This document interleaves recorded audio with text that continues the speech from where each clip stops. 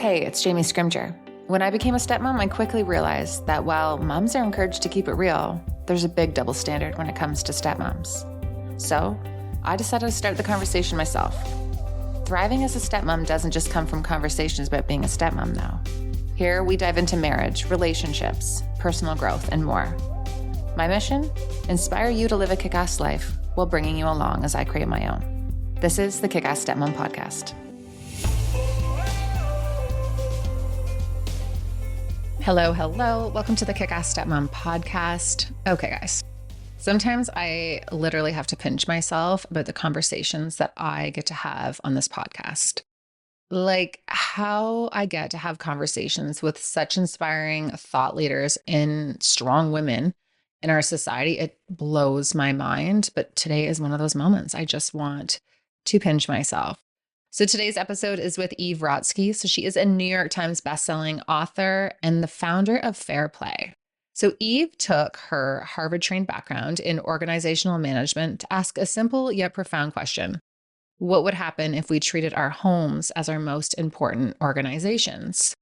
And her New York Times bestselling book and Reese's book club pick, which is super cool, Fair Play, is all about rebalancing the domestic workload in our homes. And when I say that, I'm just talking about how women are doing so freaking much. In this episode, we dive into the Fair Play method, the unequal distribution of unpaid labor within the home today, how this comes into play for stepmoms, and why this year I was really resentful of Darren and the role that I've played within our home. We talk about communication, creating shifts in how you're running your home, and yeah, honestly, this episode is so good. Now, we also mention cards within our conversation. So I want to give you a quick little rundown about what these cards are, just in case you're like, what are they talking about? So Eve has created the Fair Play Method card. So this is a couples conversation deck where you go through and you distribute or divide tasks that go into running the household and much of the unpaid labor within the home. So it helps keep things into perspective and evens out who's doing what. It's just a great tool for couples. So when we say cards, that's what we're talking about. Now, if you haven't grabbed a copy of Fair Play, I highly recommend I listen to it on Audible. This is such a powerful conversation. And yeah, I just know that you're going to get so much out of it. So let's dive right in. Eve, welcome to the Kick-Ass Stepmom Podcast. So excited to have you. Thank you for having me. I'm so happy to be here. Yeah, this is going to be a good one. It's just such a timely conversation too. I feel like your work and just where women's mindset right now, it's like everyone's just craving this shift. And I feel like all of a sudden your work came into our world and it's like, oh yes, these are the conversations that we need to be having. Like people just weren't quite sure. They knew something needed to change, but weren't quite sure how to do it. So pumped to have you here. I would love to start with the story of you and your girlfriends. I think you guys were all out for just like a lunch or something. You had done a run or something. Yeah, breast cancer march. Yes, and a lunch. Yes. Yeah, because this inspired all of your work and it couldn't be more relatable. So let's start there and then we'll, do the thing. Sure. And by the way, I want to just say you used a word earlier just now that I think is really important, the word shift, because this is actually not a start. I think so many people get afraid of the conversations of asking for something to look different in their homes because they think they have to start something new. But actually, we're already having conversations in our homes. We're already living in those homes. So I love that word shift because you just get it, Jamie, from the beginning. But yes, one of the stories that I tell in Fair Play is a story that I probably wouldn't have even tuned to if I hadn't already sort of had many instances with my husband, Seth, where I was starting to get really overwhelmed and frustrated by his lack of partnership in the home. But around that time, I ended up going to a breast cancer march for a friend who was recently diagnosed. This is all the way back in 2012. Yes, either end of 2011 or 2012. So over 10 years ago. And what happened in that march was it was the first time I realized that maybe this wasn't just a like Seth and I don't have our shit together problem. Because what happened was I was with 9 other women. Not all are married to men, but those who are were with me. And then what I noticed was that around noon, I like to say we sort of became like the reverse of Cinderella, where we turned into pumpkins because we were having this morning. We were all wearing like glitter and all pink and, carrying signs that said not just a woman's problem.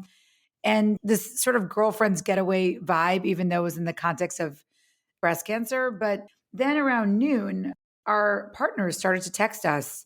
And again, it was the awareness.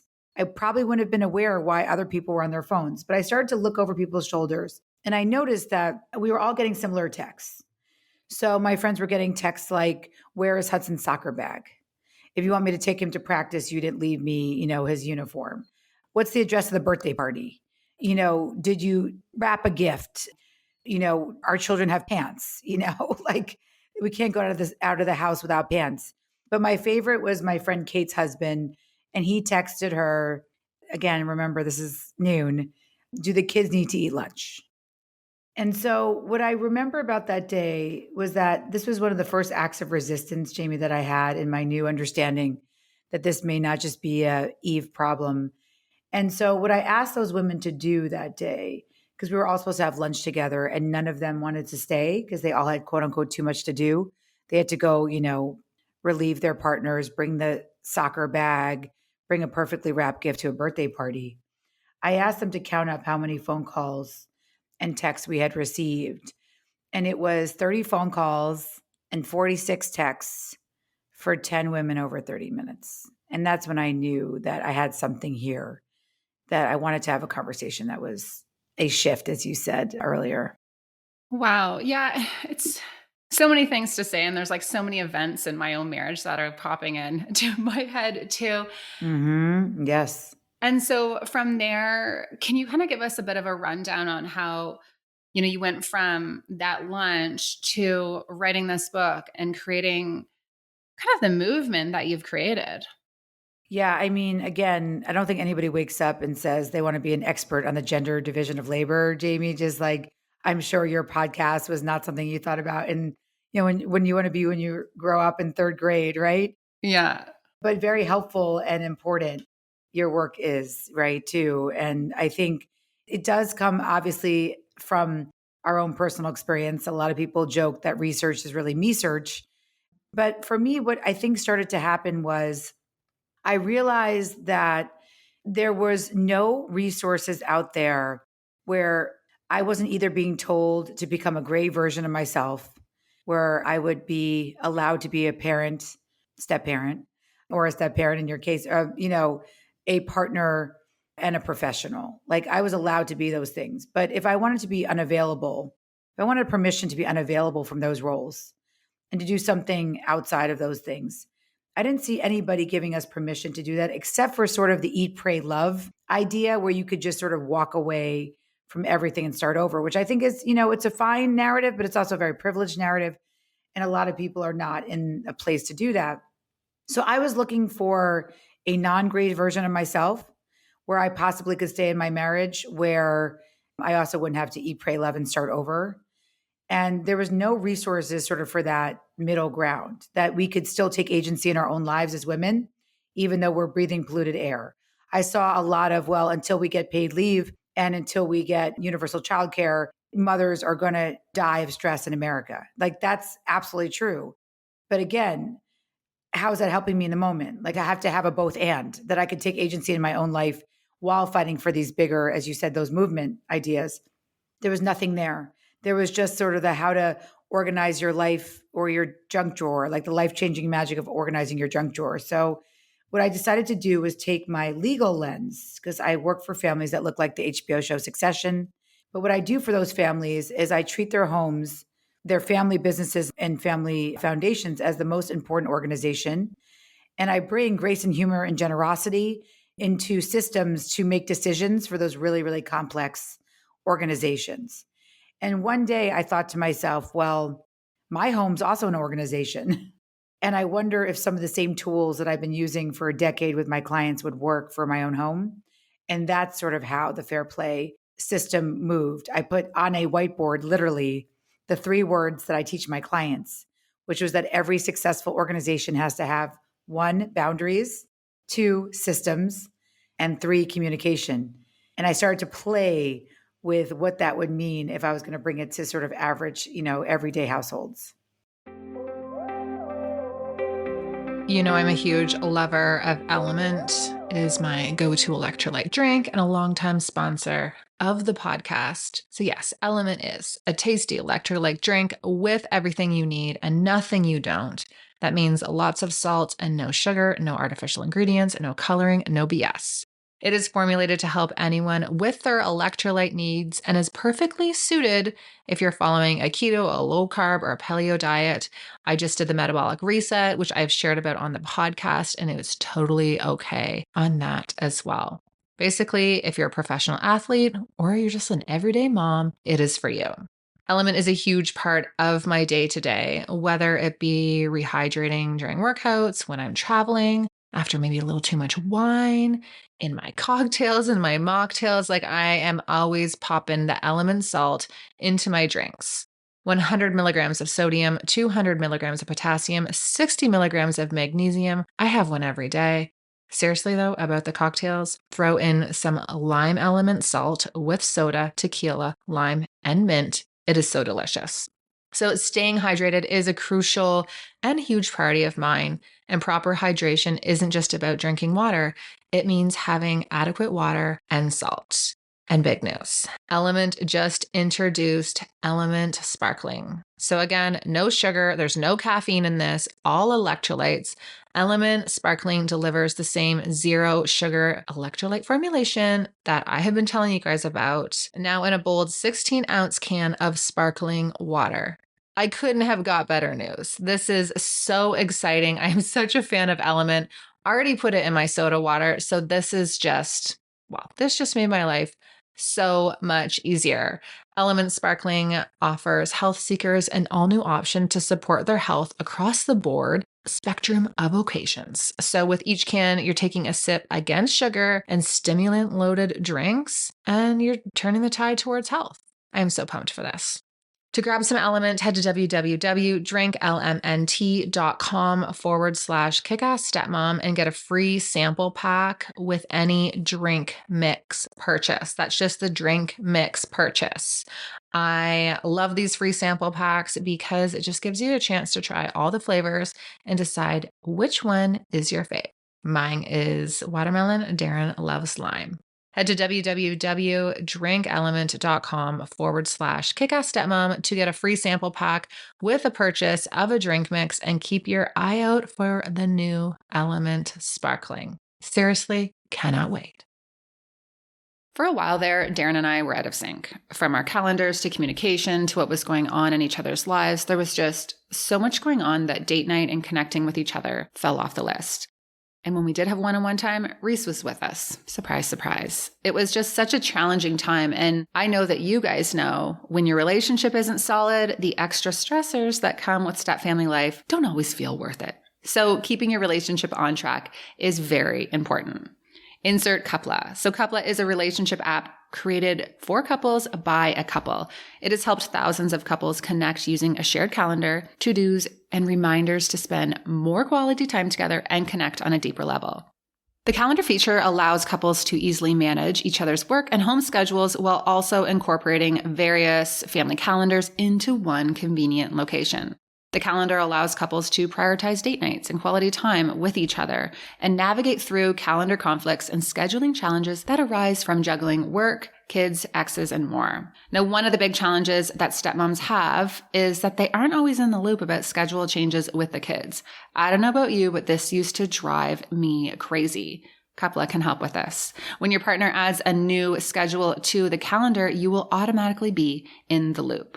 You can also keep date nights on track with the date planner.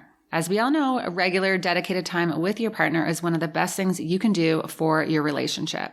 But with work and friends and children and all the things demanding your attention, it can be hard to carve out that time to be together. So you can plan dates easily, get reminded about your upcoming dates, and keep your date nights on track. Coupla also has the only task manager and to-do list specifically designed for couples. Beyond simply managing groceries, couples utilize these lists to organize everything from planning their next vacation to managing a home renovation to curating exciting date nights ideas and keeping track of gift ideas. Coupla is offering a 50% discount off an annual subscription for my listeners for the first year. All you have to do is enter Jamie when you check out. You can get the link via my show notes, or you can also download Coupla from the App Store. And after onboarding on the subscription page, you can click Redeem Offer and enter the code Jamie to get your discount. Love the idea of running your home like an organization. And actually, even before I kind of stumbled upon your work, my husband and I had started to think about that as well, because I was feeling like things were just not working. Like I was just feeling so overwhelmed and like everything was slipping and everything, was my responsibility. Or if I wasn't on him about it, then it wasn't going to get done. And it's not nice to feel like your partner's mom. No, it's not. No. All the time. Like we already have 4 kids here. Like I'm good in the kid department. Like I wanted to feel like we were in a partnership. And one thing that stuck out for me is having our defined roles in our home. And that's something that we've really, it's not the right terminology, but we all sometimes like, that's a Blue thing, like that's on you, or this is a Jamie job. I love that. Yes, yes, yes. Tell me your thoughts on that when it comes to the division of responsibilities. And, you have your cards and we can dive into that as well. But just the importance of having your roles within the system. Well, I think it's the only thing that matters, to be honest. I think the 3 words that have literally ruined family organizations, I think before sort of fair play were figure it out. I heard it hundreds of thousands of times probably at this point. What are you going to do? Who's going to wash bottles when the baby is born? Who's going to do middle of the night comfort? Who's handling mail? Well, we're going to figure it out. No one ever figures anything out, Jamie. So what ends up happening is that you're going to fall back on assumptions based on your childhood, on no words assumptions, things maybe based on who makes more money, who has more time, which is always women, because we treat women's time as if it's sand in America and we treat men's time as if it's diamonds. So there's so many problems with not understanding and dividing up roles, especially in advance. And so that is what a system is. And I think people get really scared when I say boundaries, systems, and communication, even though I started with systems because that's the easiest one to start with. And I will define a system for everyone out there the way Eve Rodsky defines a system, so people don't get afraid of what that word means, is that it helps you make decisions in advance of when you need to make decisions. So for example, this one systems analyst was laughing because that's what he does for a living. But he told me that in his home life, they literally wait to decide who's taking the dog out right when it's about to take a piss on the rug every night. And I said to him, I don't understand. Like literally all day, you're a systems analyst. Like you create systems. Why wouldn't you know in advance who's taking that dog out? And so it's fair play for him. He was an early adopter of fair play because it was so seamless from his daylight, his day job. Coaches understand the power of systems. You don't put your point guard in for your center, unless it's like LeBron James, he can play every position. Military, people, spouses were early adopters because they understood the power of a division of responsibility early on. So it's not rocket science to understand.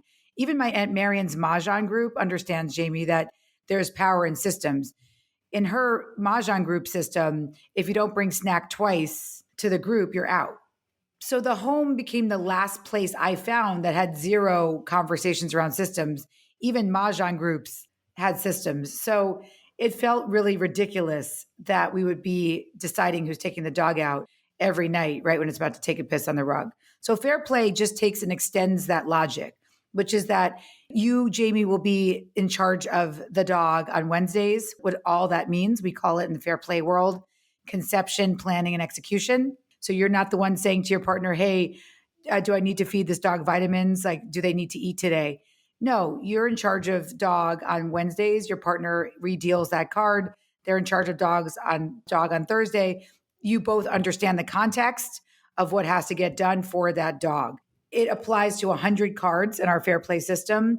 But again, it's not rocket science when you understand that this is just way, way more efficient. But the reason why we need boundaries and communication, Jamie, is because of those sad patriarchal ideas that don't die easy. And so, unfortunately, the boundaries and communication is the hard part. The system is pretty intuitive. Mm-hmm. Yeah, because the default I'm feeling is that a lot of the women are picking up a little too many cards, right? Like we're taking on all of these cards. And, I was even listening to your audiobook when you were going through just the different cards and the different responsibilities. And I was like, that'd be me, that'd be me, that'd be me. And, then there were ones I realized I'm like, actually, no, we're doing pretty good. But it is really interesting because we have shifted that in the last 10 years of our marriage.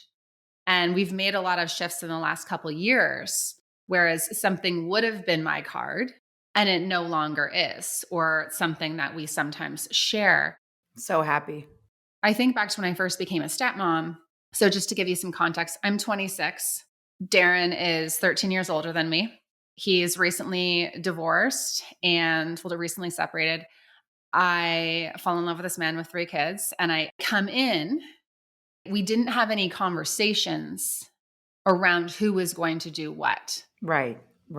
And this is so common for stepmoms. You come in and you do all of the things and your worth starts to get wrapped up in, you're just waiting for that appreciation. And parenting is a thankless job, let alone throw in step parenting. Like there's no parades, right? Right. Yes. And it got to the point, and I see so many stepmoms get to this point too, where they're feeling resentful, they're feeling overwhelmed, and they're like, well, why am I the only one doing this? But they also came in and started doing it and wanted the control to do it and to prove them. And so their husband's kind of like, well, now you're mad at me? Like you wanted to do this and now you're resentful about it, which happens, is very natural. But that's where I love the conversation and how we're talking about the power of the word shift.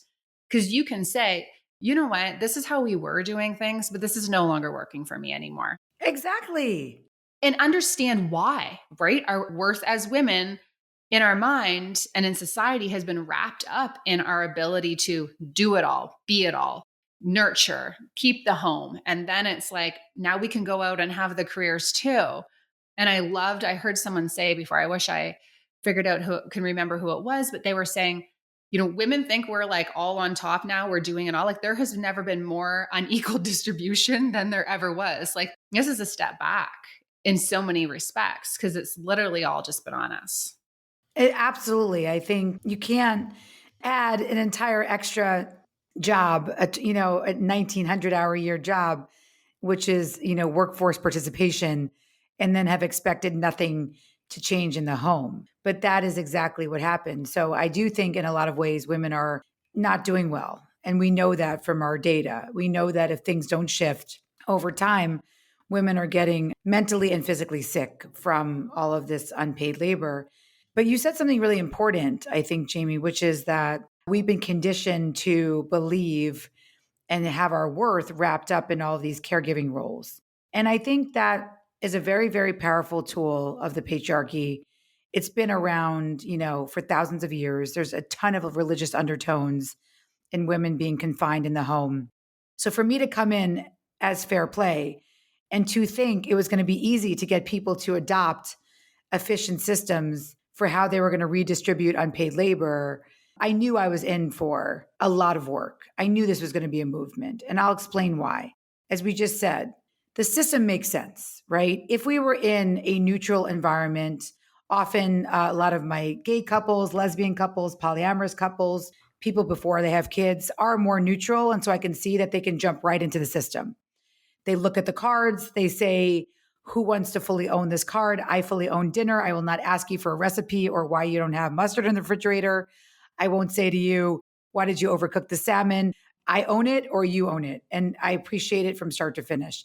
Again, it's not rocket science, the system part, but the boundaries piece is so wrapped up in patriarchal ideas. So what do I mean by that? As we just said earlier, women have not been conditioned to hold a boundary around our time. So what happens is that because we're conditioned since we're born to believe that our time is sand and infinite, whereas we're supposed to protect men's time, what happens is that we get those messages and we keep getting those messages. So I'll give you an example. If women enter a male profession, salaries automatically go down. So we're taught that we're worth less, our time is worth less than men's time. We have health systems to this day in 2024 that tell us breastfeeding is free when it's really a 1,900 hour a year job. So when you're so used to hearing your time is worthless, or in a nicer way, infinite, then you start to say things to yourself to breach your own boundaries, which is why you don't even get to the fair play system. You say to yourself, my partner will never come to the table because he makes more money than me, or it's too late, or my job is more flexible. Even though we have studies that show women who are lawyers say their job is more flexible when they're married to doctors. And if you switch it, they're the doctors and the men are the lawyers in the hetero cisgender relationships. That guess what? They say their job is more flexible. We live in a system where we have to start breaching our boundaries. Otherwise, we really would be sick. We have to believe these things. So we start to believe in the time it takes me to tell him, her, they what to do, I should just do it myself. We believe that we're better multitaskers, that somehow the gender difference of task switching is, makes women better at it than men. We are both colorectal surgeons. This is true stories. And I've heard, he can focus on one task at a time. He's better at that. And I can find the time. We're not Albert Einstein, right? We can't fuck with the space-time continuum, but we are conditioned to believe that we need to find this time to be a perfect step parent, to wipe asses and do dishes, as one neuroscientist said to me. He said, there's no gender difference in how we task switch. But if you want to take pride in wiping asses and doing dishes, sure, I'll take the leisure time in my tenure. So that hurt me a lot. It cut me to my core because that was my toxic message that somehow I'm a better multitasker. I'm wired differently for care. But I want to let everybody know that that's the hardest part of fair play. The movement, the why you listen to Jamie, and she's a cultural warrior talking about these issues, is that we have to believe our time is diamonds to be able to ask for what we need and to start to adopt systems. You need to know what you need. And it's as you said earlier, things shift over time, but you have to be able to say, this isn't working for me. And the problem was I had thousands and thousands of women in 16 countries saying to me, I can't say it's not working for me because I know my partner will not be responsive. And it just broke my heart. Yeah, it's true. It's really hard. And I love about the time equity piece, and, our time is just as valuable. It makes me think about, my husband and we got married. I decided not to go back to I worked as a child protection worker with Children's Aid. I was commuting. It just wasn't working. There was a bit of some safety issues. So I wasn't going to go back. And that was my choice. And I was going to be stay-at-home mom. That was my thing. I was going to be the stay-at-home mom. And I was going to support him with the kids. So I always say the kids, but my stepkids were with us every other week. And my job, pick up, drop off, basically all things kids. And he makes significantly more money than me to this day now after, starting this business. So that's kind of how this has all started. And so as my business evolved, I've still been doing all of the things, but then also, running this platform. But a year ago, I said to him, I'm feeling so resentful right now because I'm like, when is it my time? Because I have so many dreams for this. I want to write the book. I want to, take the podcast to the next level of all of these things. But I'm like, my job has been to be here for the kids, so my workday ends at 3:30 and it starts at 5. And he still supports me on the weekends and we try to juggle the time. But our mentality has always been, because he makes so much more than me to afford our lifestyle, it makes sense. And it does make sense, but then it doesn't make sense. I see both sides to it. I know, but there's no both sides. There really isn't. That's right. And that's the thing. There actually is no both sides. There is no both sides because time is not money. Mm-hmm. We can't look at it that way. Otherwise, it's going to be same shit, different decade. It will never change because at the end of the day, even that those 2 colorectal surgeons, her partner was still making double what she made. We have a huge pay equity gap in this country because we pay women less because we believe their time is less worthwhile. And especially because we say, well, at the end of the day, they're not as committed to the workplace because they have to take care of kids at home. So we will never win if we continue in this, I do more unpaid labor at home because you make more money than me. Because the reason why men make more money than us is because we do more unpaid labor at home. So it's a logical fallacy. Right. It's like a vicious cycle. Exactly. It's a vicious cycle that literally never ends. So we just have to just cut it off. Yeah. And say we're partners. Tomorrow can look as different as today. You're correct. Maybe in terms of time equity, your paid work takes more time. However, the mental load does not have to fall on me. That is the beauty of technology. We have astronauts, Jamie, that still hold many cards, even when they're fucking in space. They're not on Earth. And so what I say now is that we just have to break that cycle because, again, it's just this loop that never ends. So now what I like people to say is they're going to commit to this idea, put money aside. Again, logically, it doesn't mean I'm asking for 50-50. The cards and the time of unpaid labor can still look not 50-50. However, I'm asking for both parties to sit down to say, our time's equally valuable because we both just get 24 hours in a day. We're going to look at time as how many hours we have in a day, not money. And then from there, we can say, what does perceived fairness look like to you and me? That's just the 2 questions that I think will be the judge of people's relationships over time. Yeah, for sure. I love that. Sorry to get so passionate about that, but I get very passionate about that particular argument. No, for sure. And I totally understand it. And, from our perspective, I understand why we did it that way at that time. That was working and then it wasn't. Absolutely. Exactly. Right. And that's where, again, we're going back to that shift. This is no longer working. This is no longer making sense. So as women are shifting and our roles are evolving and our work is evolving and we're growing and all of the things, having those conversations. And so it was interesting because he said to me, he's like, well, when I retire, then it's going to be all you. I said, no. Oh my God. No. Yeah. And he thought he was saying something like, and I have to say, my husband is like, there's no shade on him. Again, I'm sure he's a wonderful, and by the way, that is what I also caveat. I forgot to do that. Instead of a trigger warning, what I always say is, let's just assume that 5 times we're going to say our partners are the best things ever. Because as women, we're not actually allowed to criticize our partners just by itself. There always has to be the caveat, oh, he's the best person ever, because we're not allowed to actually share how we truly feel about things, even if they are the best partners ever. So I like to say, I hear you. Everybody in the world will caveat, I'm so happy to be in this relationship, but we don't need to do that. That's okay. It's okay to criticize relationships out loud because we haven't done it for so long. And it's actually really important for other women. So yeah, yes, I want to say that to everyone out there. It's a both and. You can still be very happy and feel very lucky to be in a relationship and understand that the way things are going in that relationship are not serving you any longer. And realize that there are other options other than the eat, pray, love model.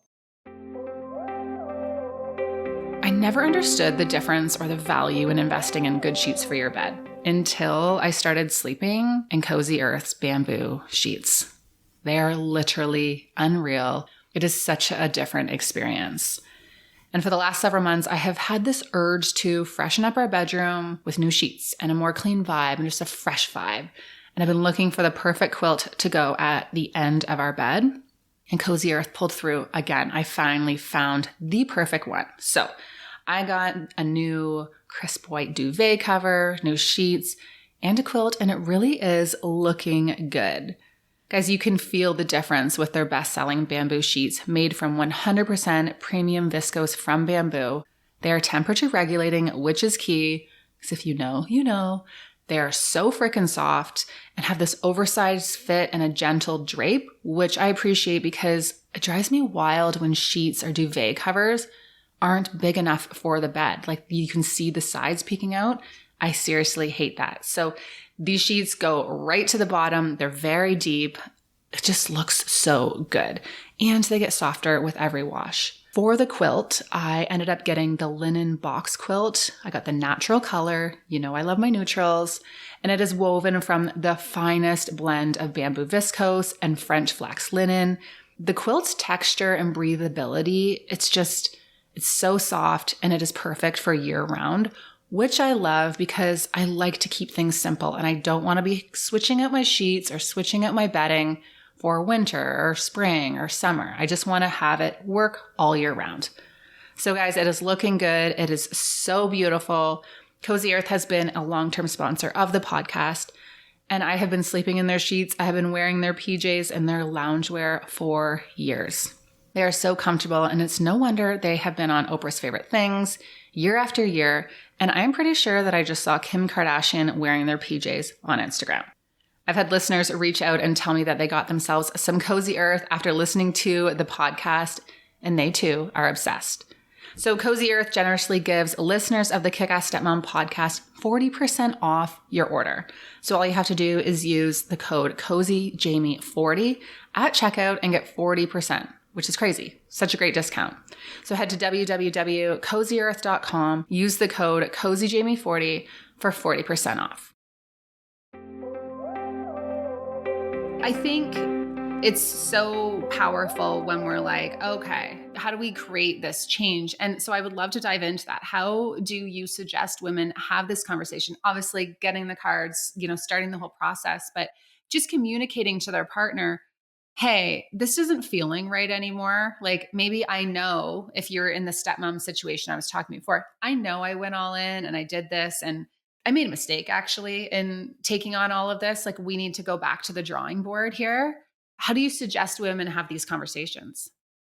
Well, first of all, I'm so glad they have you. I mean, I think, again, especially in the step parent world, there's a power dynamic issue. And so I appreciate you really raising these issues, right? Because again, typically there's a power dynamic because there's another party involved. Those kids have another possible parent. There's usually a monetary issue, like you said, it involved. So it is harder to come back to the table. So again, I appreciate your honesty, Jamie, because other people will feel like they don't have that power to come back to the table. But God forbid, we're not talking about abusive homes here.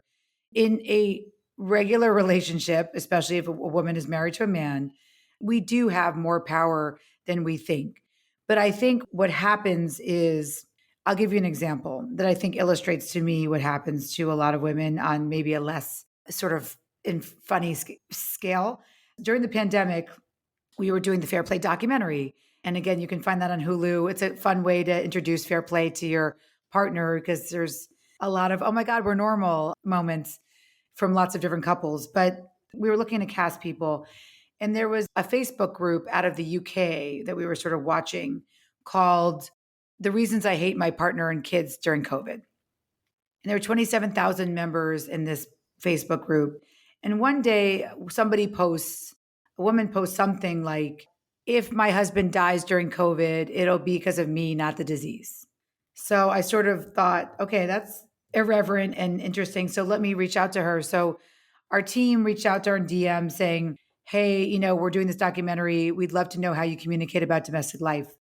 So she writes back and she says, thank you so much for your inquiry. I don't communicate about domestic life. This is my safe space.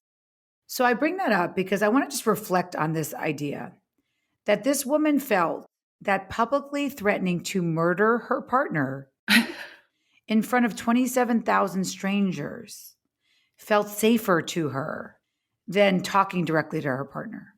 How have we gotten there? And that is why I often say, if this doesn't feel triggering to you and you're like, oh, love my partner, yes, we're still dealing with the piss on the rug, you can go straight to the system. Use the Fair Play cards. That's what we said. It's a system of ownership. I laid it all out for you. How to own one or all of all 100 cards. There are 4 suits. You can go into each suit where you're lacking in what suits you're doing great at. The system is for you. But for those of us who are that woman in that Facebook group, typically we have to do internal work on ourselves to feel worthy to be able to have these conversations.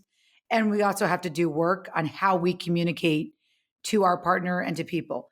That is not saying oh, all the emotional labor has to fall on women, Eve. You're just the worst because you're making women do more. No, typically the aggrieved is the one who has to bring it up. The oppressed do have to change their situation. It's just the way it is because the system is not working for you. You are allowed to have that agency to say, this is not working for me. So the reason why I bring that up is because typically of the boundary systems communication, Jamie, if somebody's having a hard time bringing this conversation up, I recommend, if this feels triggering to you, you're not going to go straight to the cards because that will be a disaster. You're going to say, I do them all, and it'll become just more of a resentment party.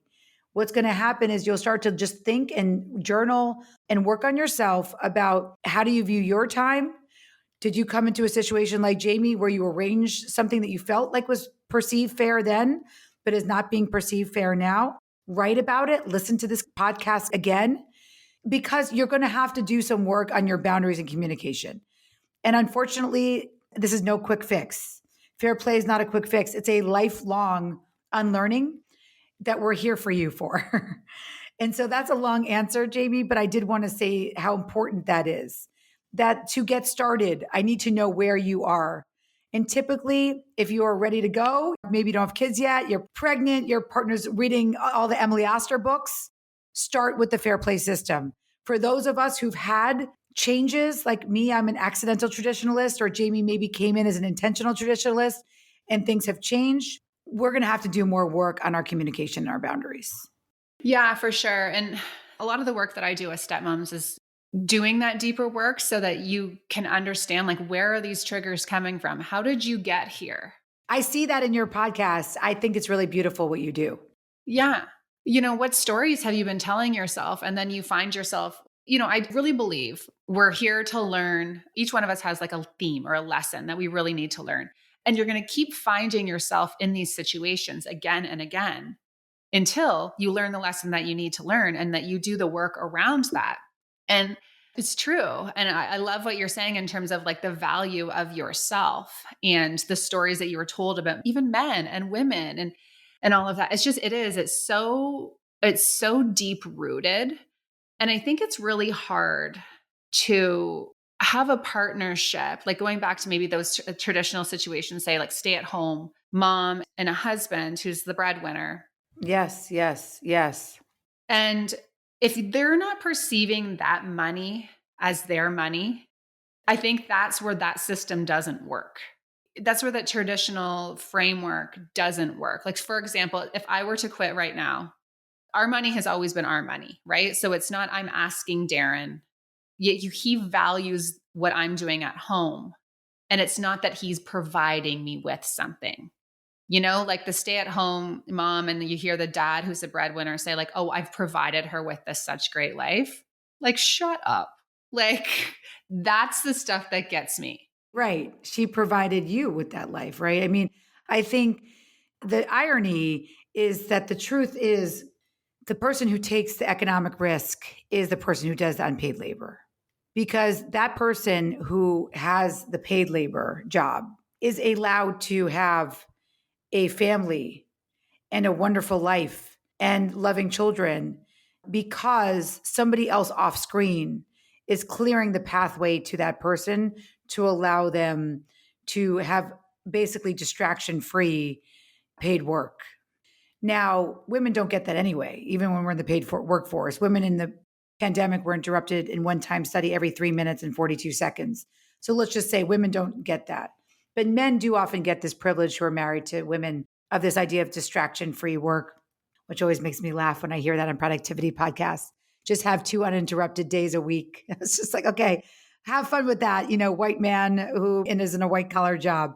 However, what the truth is that if you really want to know the real dynamics, all you have to do is look at what happens in divorce.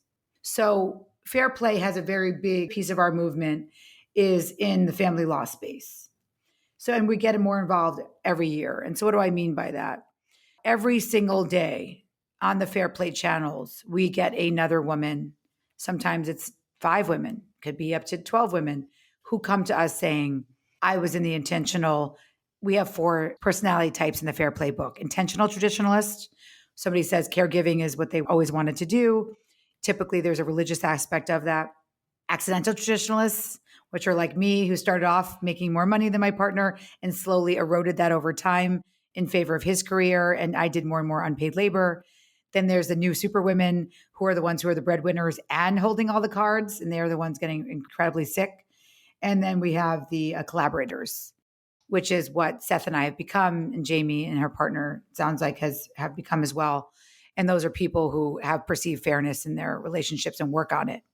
But for the intentional traditionalists, we have them come to us saying, I was an intentional traditionalist. My partner is leaving the marriage, and here's my situation. And it's always the same, no matter what state we're in. That person did not value unpaid labor. They would demean their partner by saying they were uninteresting. They ate bonbons all day. They have affair with their colleagues. They say things to their partners like, you're just a stay-at-home wife. That person's then a skill set in their workplace or what they had from college is diminishing over time because they haven't used those skills in a paid workforce setting. And then they are in a alimony dispute where a person says, well, it was their choice. They wanted to stay home. And because the family law courts are very patriarchal, they will say to that woman, you ate bonbons all day. It's your fault that you have no skills. And they order you in every state a version of a duty to become self-sufficient. And typically, unless there are premarital, there are assets like a home where you both put money in and that person didn't bring their own money to the partnership to pay for that house. Typically, the woman ends up leaving with a duty to become self-sufficient and very, very little economic power. That is why the intentional traditionalists need to understand that they are the ones making their partner's life, paving the way for that partner to have a wonderful life, have skills that they can take into paid work, and also lose a lot of economic power if that other person wants to leave. Mm-hmm. Obviously, I'm sure you can imagine in my chat room, there's a lot of conversations about child support. And obviously, I think Canada has such a different system because I do think there are, yeah, we do have a lot better. Canada does, by the way. Yeah, in our research, Canada is way better. Let's just say that. It's not perfect, but it's way better. The defaults are way better. Yeah. So in terms of our like alimony and child support, Darren and I have always had a lot of conversations about, we think the system is really flawed here in that the people who need it the most and who deserve it the most don't get what they deserve in terms of the support payments. And then those who maybe don't need it as much, it becomes a windfall. So there's kind of like, this is a whole other podcast about how we would rewrite the system. But I do think when I'm in these chat rooms and there's a lot of stepmoms upset about the alimony and the stay-at-home mom and she doesn't even work. And that was the plan, right? And I'm like pro alimony, Well, that's it. I was going to say for your community, I hope there is more empathy for why your partner is still paying alimony and child support to that other partner. You can gain empathy for that person by still looking at the cards and saying, what is it that takes up that person's time? So I think it does lead to some more empathy for everybody's situation. Yeah, for sure. I just think, I'm all for the alimony. Darren and I have had conversations about it. And he's like, well, what are your thoughts? I'm like, I would deserve every goddamn penny. Like I've said it to him. And by the way, I will send you the Fair Play prenup that we're working on or postnup, but you don't even have to sign it. But I'd like for everybody to do on this, where we're going to start to put up more and more resources for postnup conversations for people who are in intentional traditionalist situations where they have taken a step back in their career to do unpaid labor. So they're there for you. Those resources will be there for you. So just keep waiting. Fairplaylife.com has all of our resources, but soon we're going to have all of these sort of postnup, a lot of resources for people to have really important conversations, money conversations. I love that. Now, do you have time for one more question? Of course. Okay. So something that really hit in when I was listening to your book, and it was one of the women was asking, why is change on me? And you kind of touched on this earlier, but you said, I think you quoted someone, but you said one person needs to initiate change to proactively change the whole system. And this really landed for me because I know, when I'm working with stepmoms, a lot of stepmoms are like, this system's out of control. Like their co-parenting's out of control. The ex is out of control. My husband's not doing this. Why am I the one who needs to do the work? Why am I the one who has to change? It's like, well, you don't, but you can sit and wait for everyone else to change or try to change another person. I've tried both. It's not an effective strategy. Doesn't really work. It's true. If you want change, it's on you to make it happen. So can you elaborate a little bit more on that? Because I think it's such an important message for anyone. Like we have to stop playing the victim and start taking control of our life. Absolutely. Look, this is not a self-help, you can gratitude journal your way out of these situations. We're not saying that. But I think what Jamie just said is what you just said is spot on. The question I ask when people say that to me is two things. What is the alternative? What's the alternative? It's what you just said. Okay, so we know what the alternative is. You're in it. And you're saying that it is really not making you happy. There is high stress. A lot of words we hear are overwhelm and boredom. Like these are not ways that you want to live. So I guess that's what I always say is what is the alternative? And then for making change, my mother is a change specialist. She works in sort of systems change, of course. It's sort of like a family enterprise. She's always worked in social work and sort of community organizing. Small communities can make these huge changes. You think, how did we get 911? These were not things that the government just often had. It was like private foundations working with communities because there wasn't emergency response system. We don't know our history, but what she likes to say is the metaphor of the kaleidoscope. If you think of a kaleidoscope, I don't know how many of us still even have those in our homes, but a kaleidoscope is so beautiful because literally you see that if you move something 1 millimeter, the entire kaleidoscope vision changes. That is how I feel about these issues. Move yourself a little bit on your boundaries. Move yourself a little bit on your systems.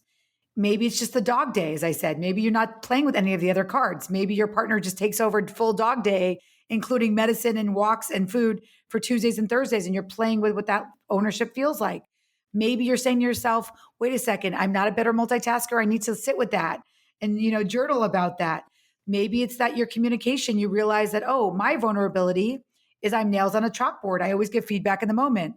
What would it look like if I held my tongue and just wrote it down and gave feedback at the end of the day?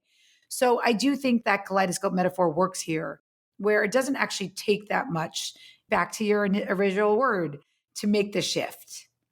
Mm-hmm. Yeah, it's very true. And just those simple requests, right? Asking for help, being okay with it not being, and sorry, I shouldn't have said help because it's not help. We should be. No, that's right. But we say that. Yeah, asking for partnership. But I like that you started that because that's a great interruption of our tropes. So I love it. Thoughts.